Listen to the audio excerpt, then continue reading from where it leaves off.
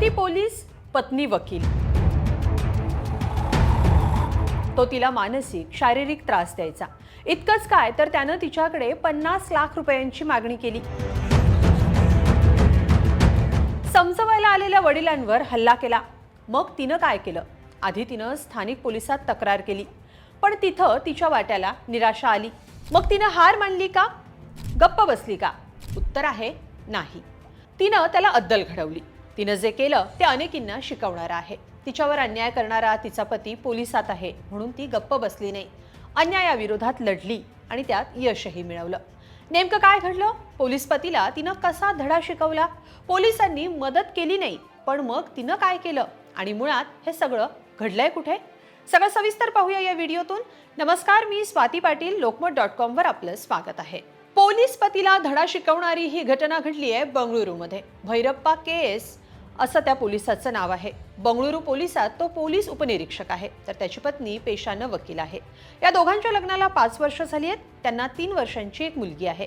पण भैरप्पा लग्न झाल्यापासून पत्नीचा छळ करायचे असा आरोप पत्नीने केला। धक्कादायक बाब म्हणजे भैरप्पा यांनी पत्नी आणि तिच्या कुटुंबियांकडे तब्बल 50 लाख रुपयांची मागणी केली। त्यासाठी कुटुंबियांवर हल्ला केल्याचंही समोर आलंय। या विरोधात वकील पत्नीनं स्थानिक पोलिसांकडे तक्रारही केली, पण त्यांनी तिच्या तक्रारीकडे दुर्लक्ष केलं। त्यानंतर ती थेट पोलीस महासंचालकांकडे गेली। डीजीपींनी तिच्या तक्रारीची दखल घेतली आणि कारवाईचे आदेश दिले। त्यानुसार गंभीर आरोपांवरून भैरप्पा याला अटक करण्यात आली आहे। वकील पत्नीनं पोलीस पती विरोधात घेतलेली भूमिका आणि त्याला कोठडीपर्यंत पोहोचवण्याचा तिचा प्रवास सोपा नक्कीच नव्हता। ज्या पोलिसांपासून आपल्याला संरक्षण मिळतं त्या पोलीस पतीनंच अन्याय केल्याचं या महिलेने सांगितलं। पण त्याचा इतकाच गुन्हा आहे का? तर त्याआधी भैरप्पा लाचखोरीच्या प्रकरणात अडकल्याचं समोर आलंय। ते प्रकरण काय आहे? वकील पत्नीनं पोलीस पतीवर काय आरोप केलेत पाहूया। भैरप्पा यांच्यासोबत लग्न झाल्यानंतर सुरुवातीला सगळं शांततेत सुरू होतं, पण नंतर भैरप्पा यांचे बाहेरख्याली जगणं समोर आलं। त्यातच गेल्या वर्षी जूनमध्ये भैरप्पा एका लाचखोरीच्या प्रकरणात अडकला। या प्रकरणात भैरप्पाचं पोलिसात निलंबनही झालं। लोकायुक्त लाचखोरी प्रकरणात निलंबित झाल्यानंतर भैरप्पा यानं मदतीसाठी पत्नीच्या कुटुंबाकडे 50 लाख रुपयांची मागणी केली असा आरोप पीडित पत्नीनं केलाय।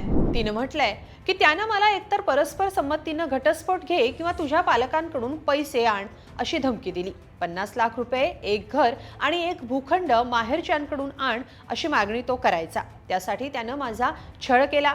त्याच्या मागण्या पूर्ण करण्यासाठी माझ्या वडिलांनी, माझ्या घरच्यांनी 2 गाड्या विकत घेतल्या आणि अनेकदा पैसेही दिले, तरीही माझा छळ सुरूच राहिला असं या महिलेनं तक्रारीत म्हटलंय। इतकंच काय तर 12 जुलै रोजी हा वाद मिटवण्यासाठी महिलेचे वडील त्यांच्या घरी आले होते, पण या वादादरम्यान भैरप्पानं तिच्या वडिलांवरच कोयत्यानं हल्ला केल्याचा आरोप पीडित महिलेनं केलाय।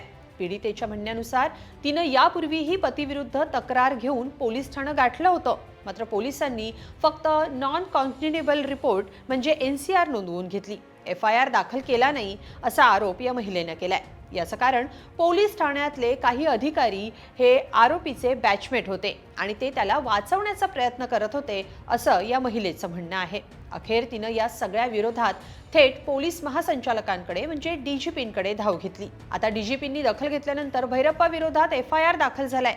पोलिसांनी आता त्याला अटकही केली आहे। पोलीस या प्रकरणाचा तपास करतायत। छळ करणाऱ्या पतीचा त्रास सहन करत जगणाऱ्या, वेळप्रसंगी आयुष्य संपवणाऱ्या महिलांची उदाहरणं अनेकदा आपल्या समोर येतात, पण अन्यायाविरोधात लढा देत जिंकणाऱ्या महिलांना समोर आणणं तितकंच गरजेचं आहे। तिच्या या निर्णयाबद्दल तुम्हाला काय वाटतं?